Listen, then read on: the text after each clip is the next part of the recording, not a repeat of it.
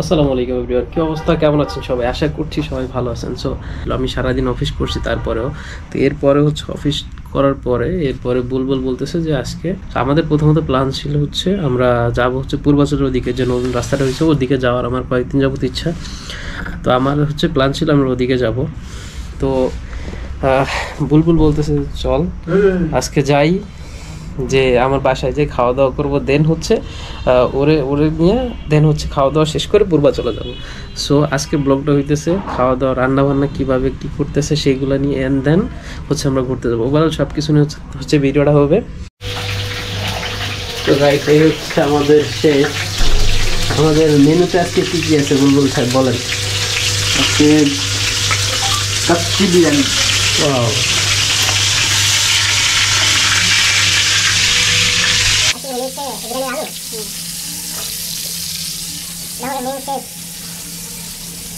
বিরিয়ানি কি মুরগি নাকি? ওয়াও, আর কি খাইতে গরম লাগে। টিপিক্যাল বাঙালি রাঁধুনি, একটু বড় বড় খাদ্য হয়।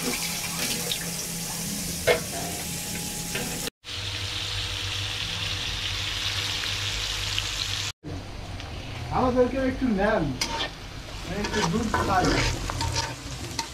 ভাই আপনি আমি বাইরে গেলাম ভাই। হ্যাঁ এবার দেখান না, একটু দুধ খাচ্ছি আমি। এই যে বাচ্চা ছেলেটা দুধ খাচ্ছে, দেখান একটু আমার ছেলে। দেখুন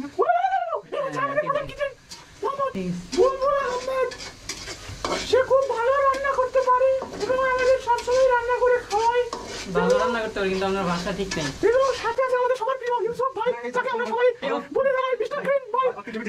মশলা ভুনা করার কাজ চলতেছে।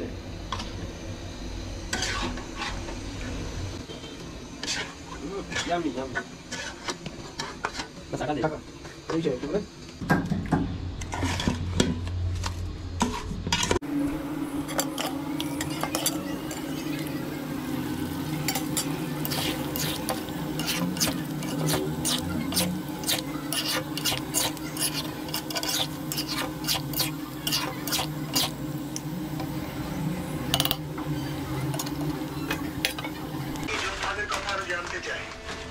চাষি চিনি করা চাল। এদের যাযাবর জীবনের কথা, এদের নানান কষ্টের কথা এদের মুখ থেকেই জানা যাবে।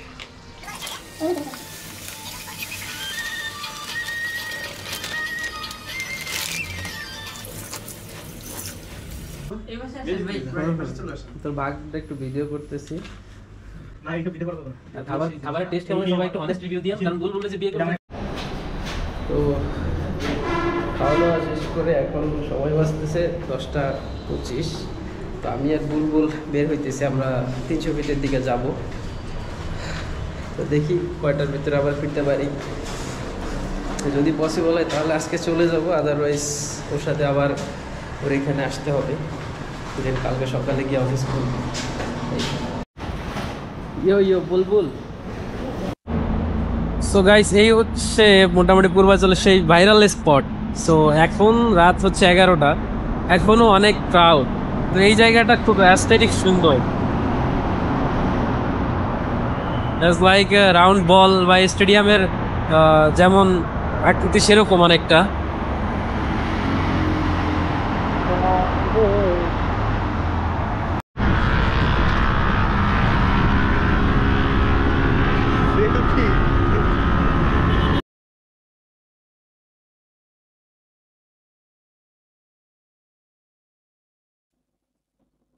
এটা ছিল প্রথমবার আমার 300 ফিটের ওদিকে যাওয়া। তো প্রথমবার যাওয়ার পরে যে ভিউটা দেখতেছি আমার আসলে অবাক লাগতেছে। আর এটা এত সুন্দর করে বানানো হয়েছে, দেখে মনে হচ্ছে এটা বাংলাদেশ না, এটা বিশ্বের বাহিরের দেশের কোথাও কোনো এক জায়গার রাস্তা, বা সেরকম একটা মনে হচ্ছে যে বাইরের বাইরের দেশের একটা ভিউ। তো আমি মাশাল্লাহ, এত সুন্দর এত সুন্দর হয়েছে। তো আমরা আস্তে আস্তে আগাচ্ছিলাম এবং দৃশ্যগুলো দেখতেছিলাম, আর রাস্তাগুলো এত সুন্দর, আর লাইট জ্বলতেছিল। অনেক ঠান্ডা ছিল যদিও ওই দিনটায়।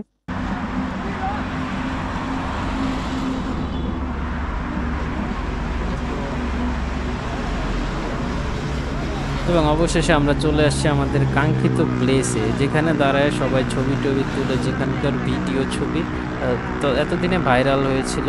আর এখান থেকে রাতের শহর, রাতের গাড়ি ঘোড়ার চলা সব কিছু দেখতে অনেক সুন্দর লাগতেছিল। ভাই রে ভাই, এখানে থাকাকালীন অবস্থায় যে পরিমাণে এক্সস্টের সাউন্ড শুনতেছিলাম সেটা শুনে মানে আর কি বলবো, বাইকগুলো এত স্পিডিং করে। ম্যাক্সিমাম দেখা যায় বাইক গ্রুপগুলো আসে যায়, কিছু ছাপড়ি পোলাপাইন তো থাকবেই, এটা স্বাভাবিক। সো আর পাশে টুন টুন করে গান বাজতেছিল, আমরা কিছুটা গান উপভোগ করতেছিলাম। আসেন আপনাদের সাথে একটু গান শেয়ার করি।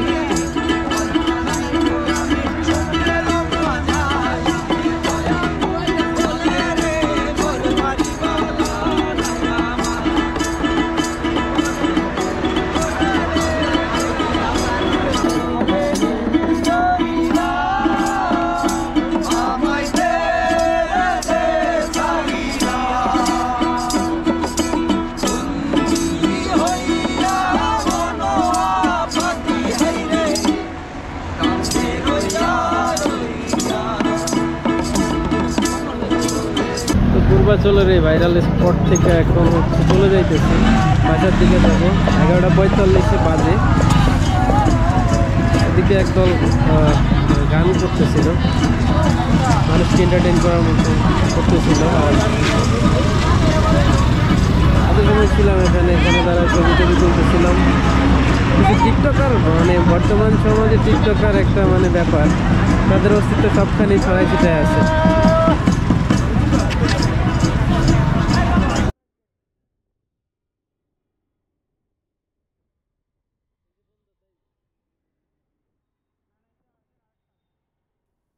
তো পূর্বাচল 300 ফিটের এদিকে ঘোরাফেরা শেষ করে রাত 12টা বাজতে বাজতে আমি চলে যাই আমার বাসার দিকে। ওদিন রাতে আর বুলবুলের বাসায় থাকা হয় নাই।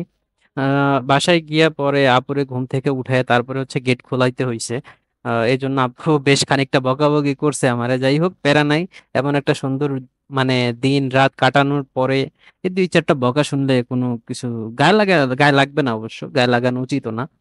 তো যাই হোক, ভিডিওটা এই পর্যন্তই রাখতে। ভিডিওটা যদি ভালো লাগে থাকে তাহলে please like, comments and subscribe করবেন। আর সবাই আমার জন্য দোয়া করবেন বেশি বেশি। আল্লাহ হাফেজ।